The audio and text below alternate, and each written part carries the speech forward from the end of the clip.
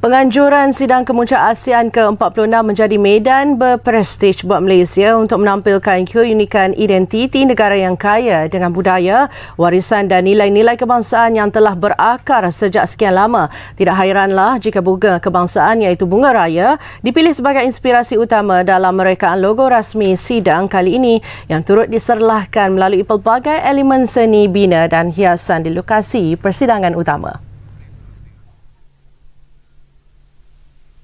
Salah satu tarikan yang mencuri perhatian ialah sebuah terowong istimewa sepanjang 320 meter menghubungkan pintu masuk utama Pusat Konvensyen Kuala Lumpur dari arah Taman KLCC. Projek itu melibatkan sehingga 150 tenaga kerja berganding bahu selama 7 hari demi merealisasikan laluan simbolik bagi menyambut kehadiran delegasi dari seluruh rantau. Setiap spesies bunga yang dipadankan bersama bunga raya merupakan hasil daripada tanaman tempatan.